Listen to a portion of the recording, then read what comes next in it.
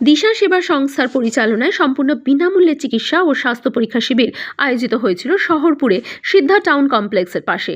এই শিবিরে সমস্ত বিভাগের অভিজ্ঞ চিকিৎসক দ্বারা বিভিন্ন চিকিৎসা যথা চক্ষু, দন্ত, জেনারেল ফিজিশিয়ান, ফিজিওথেরাপি ইত্যাদি, সাথে ছিল প্রেশার, সুগার ও বিভিন্ন রক্ত পরীক্ষার সুযোগ। আমাদের পাশে থেকেছেন ব্রেনওয়্যার ইউনিভার্সিটি ও অ্যাপোলো হাসপাতালের অভিজ্ঞ চিকিৎসক ও টেকনিশিয়ান টিম। স্বামীজির জন্মতিথি উপলক্ষে সমাজে স্বাস্থ্যের সাথে শিক্ষার সম উন্নতি ও বিকাশ অত্যন্ত গুরুত্বপূর্ণ। এই বিষয়টা লক্ষ্য রেখে দিশার সাথে শিক্ষার বিষয়টি নজর দিয়ে কিডজি সাজিরহাট বাচ্চাদের মেন্টাল ও ফিজিক্যাল হেলথের ওপর নানান রকম অনুষ্ঠান আয়োজন করে ও সাথে শিশু ও ছাত্রছাত্রীদের সঠিক বিকাশের জন্য পুষ্টি যে গুরুত্বপূর্ণ সেই দিকে নজর দিতে দিশার তরফ থেকে অভিজ্ঞ নিউট্রিশনিস্ট উপস্থিত ছিলেন। প্রচুর মানুষ দিশা সেবা সংস্থার ডাকে সাড়া দিয়ে সাধারণ মানুষের পাশে কাজে থাকতে পেরে আপ্লুত এবং আগামী দিনে আরো নতুন নতুন কাজে এগিয়ে যাওয়ার অঙ্গীকার করেন। এক টুকরো মেঘ দেবো তোমাকে, এক টুকরো ভালোবাসা তোমার জন্য।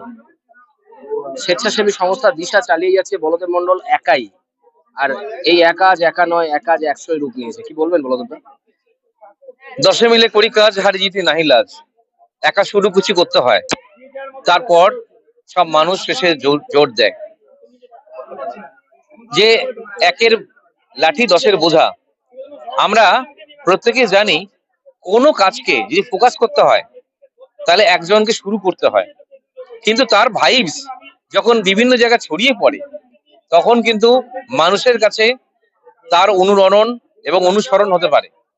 সামাজিক কোনো কাজে কাউকে একনিষ্ঠভাবে এককভাবে এগিয়ে আসতে হয়, তারপর তার হাত যখন বাড়িয়ে দেয়, সে হাত বাড়ানোর যদি মেন্টালিটি থাকে তাহলে প্রত্যেকে তাহলে তার হাত ধরে এগিয়ে চলবে এবং সে বিভিন্নভাবে সামাজিক কাজে একা শুরু করলেও আজ 100 জনকে হাতে পেয়ে গেছে। একটু জেনে নেবো বলদেব দা, কাকে দেখে অনুপ্রাণিত হন আপনি এরকম সমাজসেবার কাজে?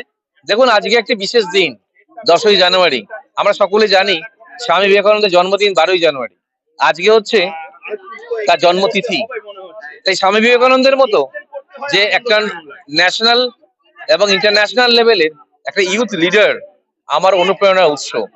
ছোটবেলা থেকে তার স্বামীজির যে অবয়বকে সামনে রেখে যে ছাত্র পড়াশোনা করেছিল, বড় হয়েছে, আজকে সামাজিক কাজে 25 বছর ধরে সেই স্বামীজির আদর্শকে সামনে রেখে এগিয়ে চলেছে। আরো অনেক ব্যক্তিত্ব আছেন, কিন্তু বিশেষভাবে স্বামী বিবেকানন্দকেই আমার আদর্শবান, সেই বীর সন্ন্যাসীকে আমার আদর্শবান পার্সোনালিটি বলে মনে হয়। তাকে সামনে রেখে এগোই। স্বামী বিবেকানন্দের 164তম জন্মদিবসে এত সুন্দর একটা প্রয়াস আপনি নিয়েছেন। আগামী দিনে আর কি কি প্রয়াস রয়েছে? আগামী দিনে প্রয়াস, আগামীকাল ভোরবেলাতেই আমরা ঘাটাল রামকৃষ্ণ মিশন ঘাটালের সঙ্গে আমরা কম্বল বিতরণের প্রোগ্রাম করছি বীরসিংহ গ্রামে, যেটা আগামীকাল হচ্ছে 11ই জানুয়ারি।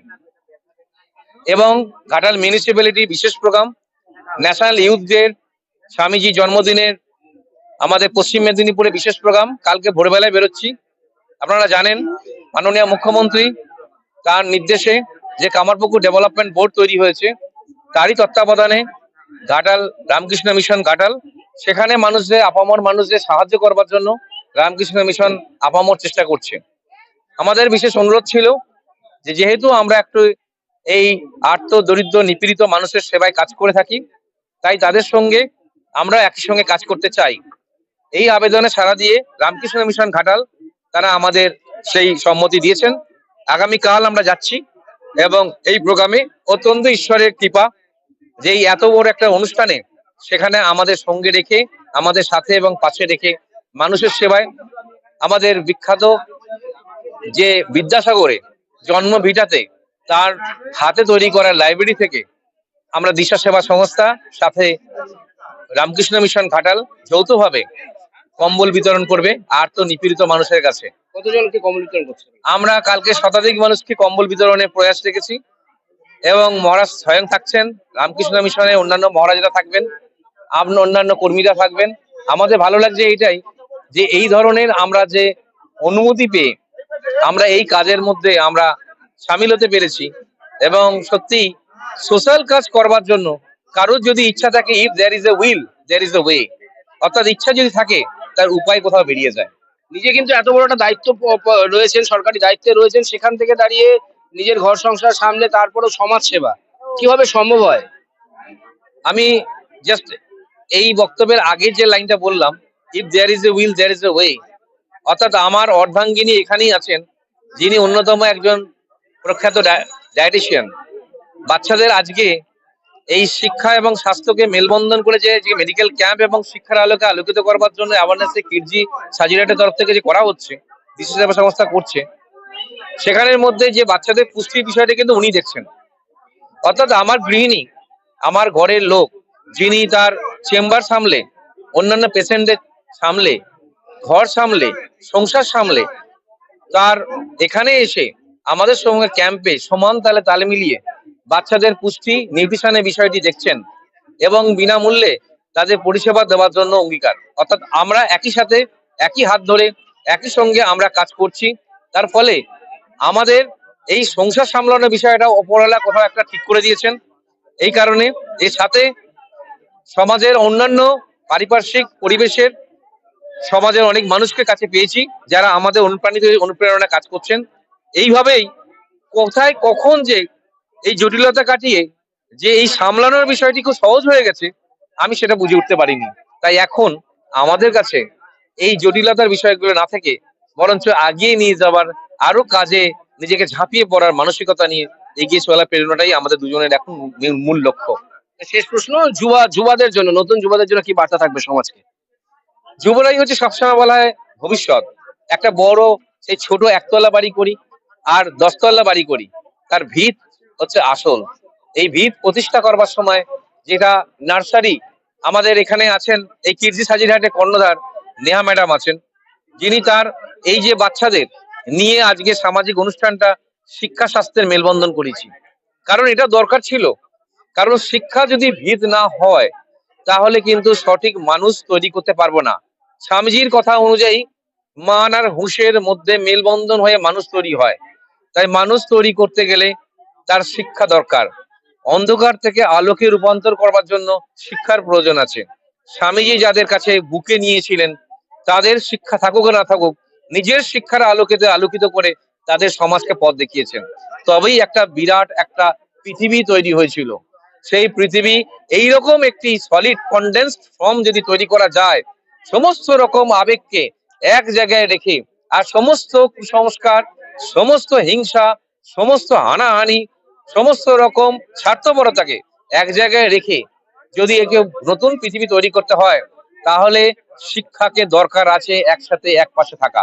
তাই এই শিক্ষাকে সাথে নিয়ে চলবার জন্য আমরা আজকে কিডজিকে পেয়েছি, কিডজি সাজিরহাটের ব্রাঞ্চকে পেয়েছি, যারা সত্যি তারা আমাদের সঙ্গে একত্রিত ভাবে কাজ করে আমরাও খুব উপকৃত এবং কৃতজ্ঞ।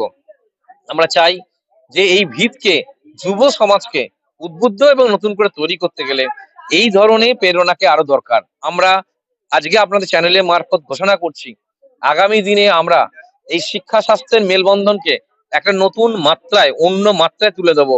আপনার দেওয়া প্রশ্নকেই ধরে আমি আজকে আমার সেই থেকেই আমি উত্তরটা দিয়ে শেষ করব, যে যুব সমাজকে উদ্বুদ্ধ করতে যে শিক্ষা স্বাস্থ্যের সঠিক মেলবন্ধন প্রয়োজন আছে, তা আজকেই সেটা শুরুয়াত হোক।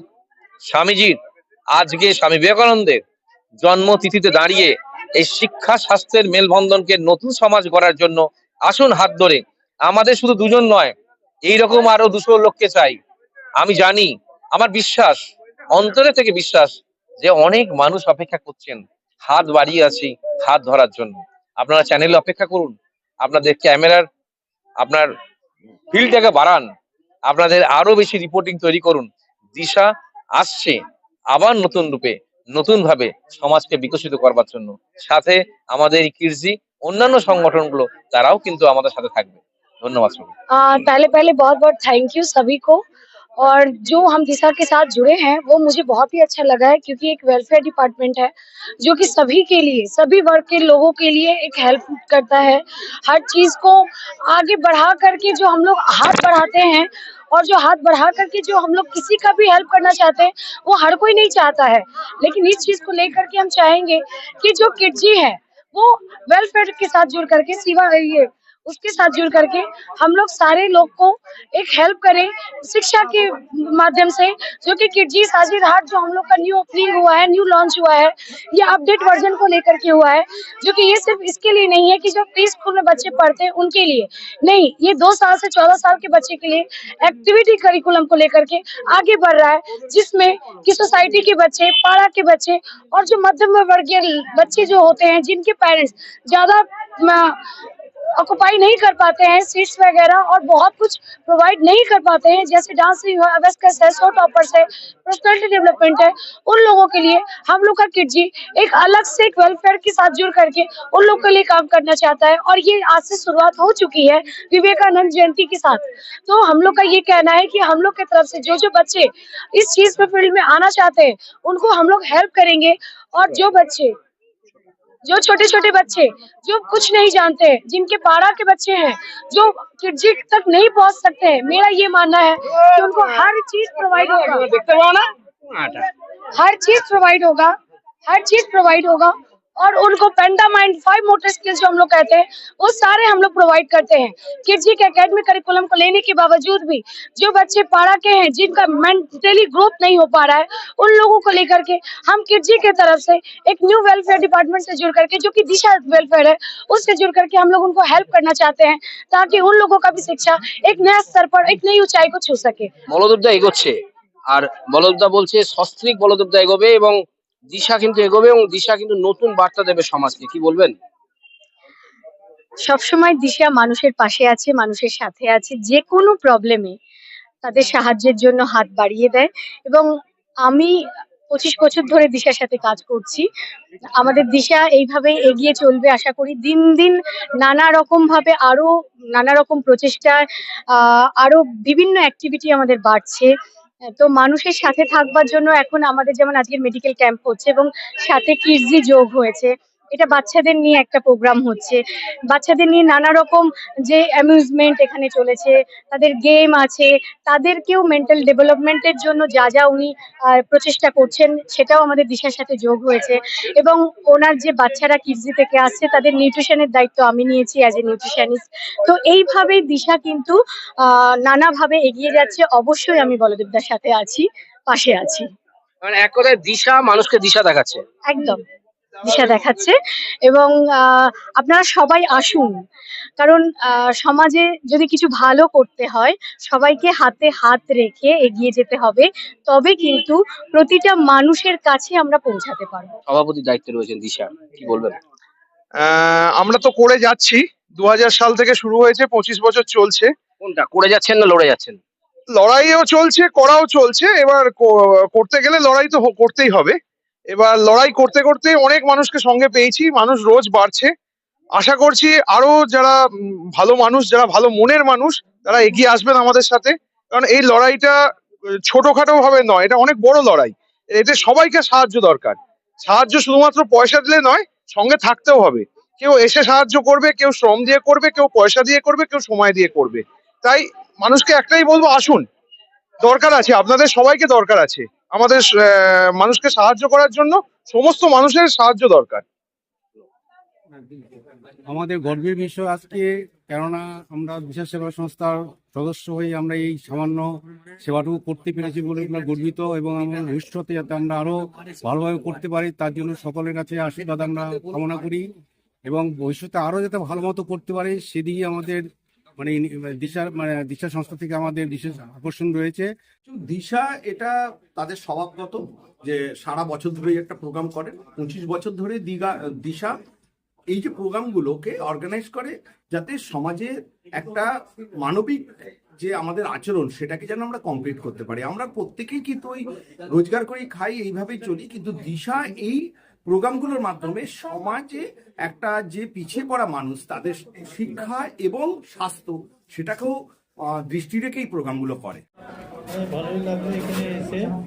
অনেক middle class, lower middle class লোকেরা আছে, কিছু ওষুধও এখানে দেওয়া হয়, তাদের হেলথ সম্বন্ধে একটু সজাগনেসও আছে। এরকম মাঝে মধ্যে এর আগেও অ্যাপেলোর হয়ে আমরা অনেক প্রোগ্রাম অ্যাটেন্ড করেছি। আপনি কোন হসপিটাল থেকে আসছেন? এখন আমরা অ্যাপেলো হসপিটাল থেকে আসছি। সকাল থেকে কতজন পেশেন্ট দেখলেন? আমার তো এখানে 70 মতো হয়ে গেছে অলরেডি। এখানে মোর দ্যান 50টা পেশেন্ট আমরা দেখেছি, ভালো লেগেছে। হ্যাঁ, কি ব্যথা মানুষের যে রয়েছে সে ব্যথা কি করে কমবে কি মনে করছেন? তারা যদি রেগুলার ফলো আপ করে এবং তাদেরকে যে সমস্ত আমরা ইনভেস্টিগেশনস দিয়েছি বা ম্যানেজমেন্ট দিয়েছি, যদি সেগুলো তারা প্রপারলি মেনে চলে, নিশ্চয়ই আশা করছি আমরা তারা ভালো থাকবে। আপনি কোন হসপিটাল থেকে আসছেন? আমি ব্রেনওয়েল ইউনিভার্সিটিতে পড়াই আর আমার প্রাইভেট প্র্যাকটিস। ব্রাশ করো তো সত্যি? রাতে ব্রাশ করো না কেন? রাতে ব্রাশ করো না কেন? দাঁতগুলো খেয়ে যাচ্ছে বাবা। খুবই ভালো লাগছে, আর এই নতুন বছরে নতুন প্রচেষ্টা খুবই সুন্দর ব্যাপার। সাধারণ মানুষ যদি এর মধ্যে একটুখানি অ্যাওয়ারনেসটা বাড়ে এবং মানুষ যদি একটু যত্নশীল হয় তাহলে খুবই ভালো, তাহলে আমাদের মানে প্রচেষ্টাটাও সফল হবে। এই সবাই ভালো থাকুন আপনারা। সকাল থেকে কতজন দাঁতের ডাক্তার দেখলেন? উনি মোরালেস 30-35 মোরালেস। 30 জন মতো দেখা হয়ে গেছে, ক্যাম্প এখনো চলছে। হ্যাঁ, ভালোভাবেই চলছে। পেশেন্ট রয়েছেন একজন এখনো অবধি? দুজন রয়েছেন এই মুহূর্তে, দুজনকে আমরা দেখছি।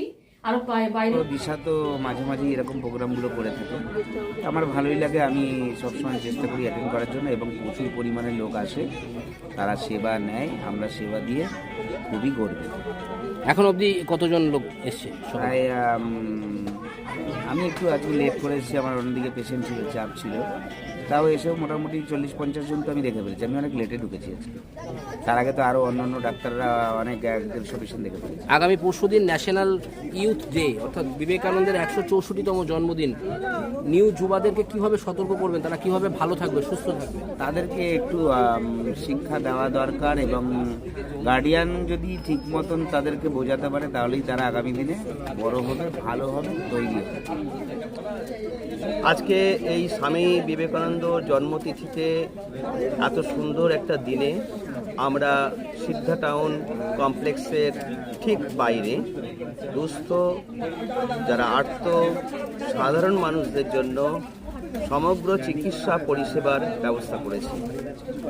এখানে একদিকে যেমন দাঁতের চিকিৎসা চলছে, চোখ, জেনারেল ফিজিশিয়ান, ফিজিওথেরাপিস্ট, ইসিজি এবং তার সঙ্গে ডায়েটিশিয়ান।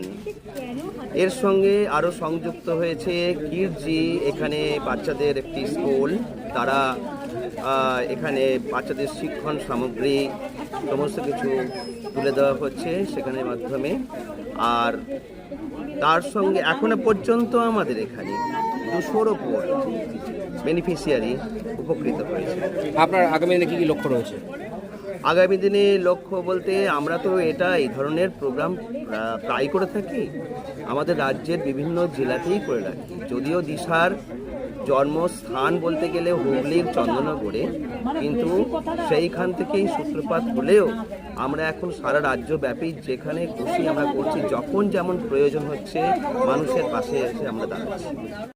খুব ভালো, খুব সুন্দর, প্রত্যেকটা মানুষের উপকার হচ্ছে দেখছি। প্রত্যেক গরিব মানুষ এসেছেন এখানে, তাদের অনেক হেল্প হচ্ছে, আমারও হেল্প হবে, খুবই ভালো লাগছে। বলদেব মন্ডল খুব আশীর্বাদ করেছি, খুব ভালো দেখেছে, চোখ দেখিয়েছে, খুব ভালো দেখ।